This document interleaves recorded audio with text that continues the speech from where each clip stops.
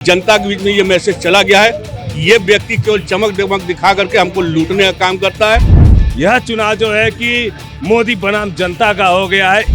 लोकसभा चुनाव में यही लग रहा है मोदी जी को जब 2 दिन यहाँ रुकना पड़ गया, इसी से लग रहा है कि मोदी जी की इस बार विदाई है।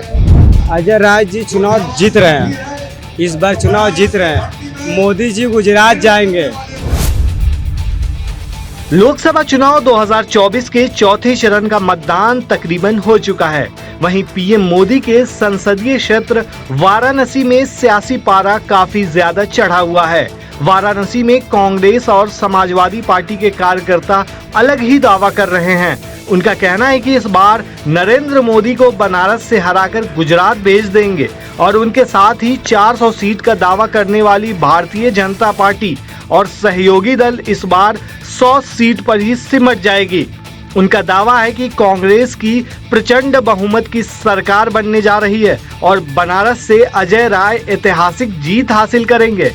लोकसभा चुनाव को लेकर इंडिया गठबंधन टॉप लेवल पर चल रही है। आगे जो 2-3 चरण चुनाव हुए हैं, एकदम भाजपा वालों का हालत खराब है।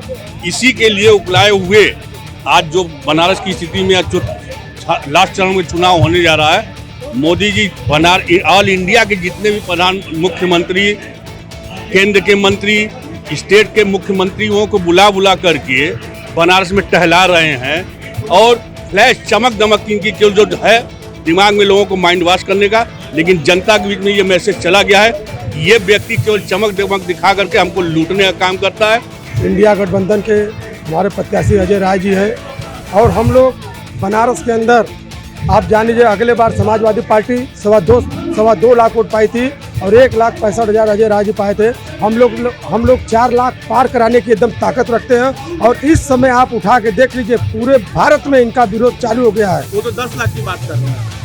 वो कुछ भी कह सकते हैं, लेकिन हम आपको बता दें, दूध का दूध पानी का पानी आपके सामने 4 जून को रिजल्ट बता देगा। एकदम लोकसभा की चुनाव में बनारस की जनता जो है कि इतिहास लिखने जा रही है। इस समय इतिहास लिखने जा रही है। यह चुनाव जो है कि मोदी बनाम जनता का हो गया है। इस बार बनारस की जनता भारतीय जनता पार्टी के प्रत्याशी नरेंद्र मोदी जी को 1.5 लाख वोटों से हराने जा रही है। इस बार इंडिया गठबंधन के प्रत्याशी अजय राय जी बनारस से 1.5 लाख वोटों से जीतने जा रहे हैं। उनका तो दावा है कि हम 10 लाख वोट से जीत रहे हैं। वो दावा उनका था कि हर साल 2 करोड़ नौकरी देने का दावा उनका था, कि देश से बेरोजगारी मिटाने का दावा उनका था, कि माता बहनों को सुरक्षित रखने का दावा उनका था, कि क्योटो बनाने का। लेकिन उनका सारा दावा 10 सालों में धराशायी हो गया। बनारस की जनता का मूड बदल चुका है क्योंकि इनके बोलने और करने में बहुत अंतर हो चुका है। जनता एकदम त्रस्त है और बेरोजगारी तो हद से ऊपर हो चुका है। लोग आत्महत्या करने के लिए तैयार हो चुके हैं। अब क्या उसके ऊपर बोला जाए, जनता का मूड एकदम बदल चुका है। लोकसभा चुनाव में यही लग रहा है मोदी जी को जब 2 दिन यहाँ रुकना पड़ गया, इसी से लग रहा है कि मोदी जी की इस बार विदाई है। और वो जो बार जो 400 पार करने का मतलब इनका क्या है कि अगर हम 400 पार आ गए, संविधान को बदल देंगे, चुनाव को बदल देंगे, कभी चुनाव कोई नहीं होगा।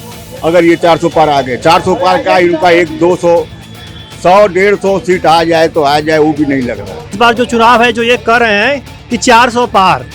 अब आप बताइए कि तेलंगाना, आंध्रा और तमिलनाडु, केरल 100 सीटें हैं। 100 सीटें में भारतीय जनता पार्टी 5वें-6वें नंबर पे आती है। उनका खाता तक नहीं खुलता है। बचा 443। अब बताइए कहाँ से इनका 400 पार आ रहा है। पहला जुमला दिखा। और रह गई बात, कांग्रेस का समर्थन मिला है समाजवादी पार्टी को उत्तर प्रदेश में, तो हम लोग 80 में 80 सीट जीतने का काम करेंगे। यहाँ बनारस से भी मोदी जी इस बार चुनाव हारेंगे, बहुत बुरी तरह से हारेंगे। बनारस की जनता परिवर्तन चाहती है, बदलाव चाहती है। बनारस की जनता अपने बीच का जनप्रतिनिधि चुनना चाहती है। बनारस में इस बार अजय राय जी चुनाव जीत रहे हैं, इस बार चुनाव जीत रहे हैं। मोदी जी गुजरात जाएंगे। कहाँ जाएंगे? गुजरात जाएंगे। बेरोजगारी चरम सीमा पे है। बनारस की जनता बनारस के लाल को जिताना चाहिए। वो 400 पार बोल दें, चाहे 4 लाख पार बोल दें, 4,000 पार उनके मंत्री विधायक मुख्यमंत्री बोल जा रहे हैं, पर इस बार अजय राय जी बहुत अच्छे मार्जिन से जीतने जा रहे हैं। ये माहौल तो मान के चलिए, लहर जो है सपा की और कांग्रेस की भी इस समय बहुत अच्छी है, कोई कमी नहीं है। भाजपा का गढ़ है बनारस, मान सकते हैं, मगर कहने का मतलब है कि वादे जो हैं हवा में ज़्यादा हैं, ज़मीन पे कम। अब जमीनी स्तर गढ़ जनता बनाती है और गढ़ जनता ढाना भी जानती है। जमीनी स्तर पे अब देखा जाइए, देखते रहिए आगे क्या होता है। फिलहाल तो बनारस के गढ़ हवा किसी की भी हो, लोग काम देखते हैं। अब ये तो वक्त ही बताएगा कि बीजेपी वाली एनडीए की जीत होती है या फिर कांग्रेस समाजवादी पार्टी वाली इंडिया गठबंधन जीत दर्ज करती है। आपको क्या लगता है दोस्तों, हमें कमेंट में जरूर बताएं। वाराणसी से आशुतोष उपाध्याय की खास रिपोर्ट।